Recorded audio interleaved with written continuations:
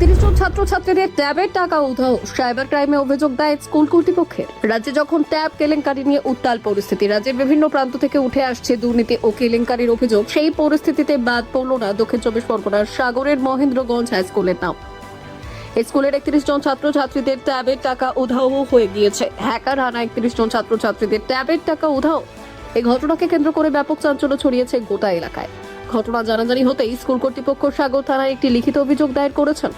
পাশাপাশি গোটা সুন্দরবন পুলিশ জেলার সাইবার ক্রাইম শাখায় একটি লিখিত অভিযোগ দায়ের করা হয় স্কুল কর্তৃপক্ষের তরফ থেকে। স্কুল কর্তৃপক্ষের তরফ থেকে অভিযোগ পাওয়ার পর তদন্তে নেমেছে সুন্দরবন পুলিশ জেলার সাইবার ক্রাইম থানার পুলিশ।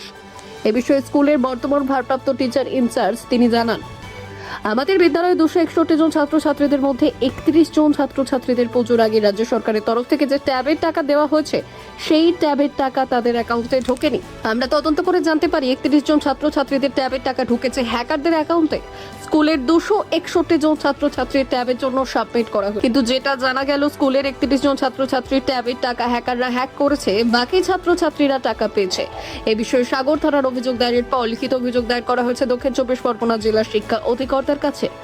সুন্দরবন জেলা পুলিশের তরফ থেকে তদন্ত শুরু করেছেন। অন্যদিকে ওই 31 জন ছাত্রছাত্রীকে পুনরায় ডকুমেন্ট নিয়ে স্কুলে আসতে বলা হয়েছে উচ্চতর কর্তৃপক্ষের সঙ্গে। স্কুল কর্তৃপক্ষ আলোচনা করে কিভাবে এই ছাত্রছাত্রীদের টাকা ফেরানো যায় সেদিকেই নজর প্রশাসন থেকে স্কুল কর্তৃপক্ষের। এ বিষয়ে গঙ্গাসাগর মহেন্দ্রগঞ্জ হাই স্কুলের দ্বাদশ শ্রেণীর এক ছাত্রী অর্পিতা পাল জানান, দুর্গাপুজোর আগে আমাদের সমস্ত বন্ধুদের ট্যাবের টাকা ঢুকে গিয়েছে, কিন্তু আমাদের স্কুলের প্রায় 32 জনের মতো টাকা ঢোকেনি। স্কুল কর্তৃপক্ষের পক্ষ থেকে আমাদের পুনরায় ডকুমেন্টস দিয়ে স্কুলে আসার জন্য নির্দেশ দিয়েছে। আমরা তো স্কুলে এসেছি, এমনকি অনেকের ডাবল করে অ্যাকাউন্টে টাকা ঢুকে গিয়েছে। আমাদের সমস্ত অ্যাকাউন্ট নম্বর থেকে শুরু করে সমস্ত ডকুমেন্ট সঠিক রয়েছে, তা সত্ত্বেও আমরা টাকা পাইনি। স্কুল কর্তৃপক্ষ আমাদেরকে জানিয়েছে পুনরায় ডকুমেন্টস জমা দেওয়ার পর স্কুল কর্তৃপক্ষের তরফ থেকে কোনো ব্যবস্থা করে দেবে। অ্যাকাউন্ট হ্যাকের মাধ্যমে কিভাবে ছাত্রছাত্রীদের পড়াশোনা করার জন্য ট্যাবের টাকা হাতিয়ে নিল হ্যাকাররা, তা তদন্তে নেমেছে রাজ্যের সাইবার ক্রাইম শাখার পুলিশ।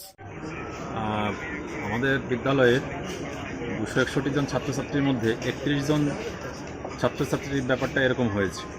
তারা পুজোর আগে আমরা সাবমিট করেছিলাম, আর সাবমিট করার পরে পুজোর পরে তারা এসে বলছে স্যার অন্যের টাকা ঢুকেছে, আমাদের টাকা ঢোকেনি। এবারে তখন আমরা ওদের কাছ থেকে অভিযোগ পেয়ে তদন্ত করে দেখতে পাই যে ওদের অ্যাকাউন্টগুলো পুরো চেঞ্জ হয়ে গেছে, ফলে তারা টাকা পায়। এই বিষয়ে কোথাও কি জানানো হয়েছে? হ্যাঁ, এই বিষয়ে আমরা প্রশাসনকে জানিয়েছি, সাগর থানায় জানানো হয়েছে, এফআইআর করা হয়েছে এবং তারা তদন্ত করবেন।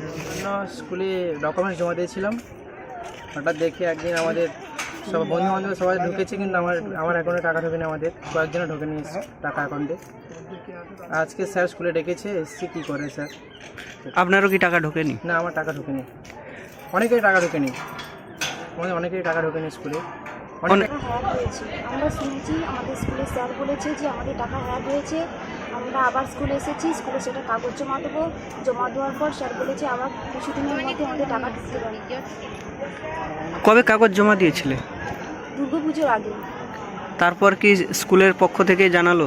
হ্যাঁ, স্যার জানিয়েছে যে আমাদের কাগজ নিয়ে স্কুলে আসছে। আমরা কাগজ নিয়ে আবার স্কুলে এসেছি। আমাদের দুর্গাপুজোর আগে যে 2 মাস আগে জমা নিয়েছে কাগজপত্র। তারপর আমরা আমাদের বলেছে যে 5 তারিখ ঢুকবে, 25 তারিখ ঢুকবে, এরকম করে বলেছে। তারপর আমাদের টাকা এখনও ঢুকেনি।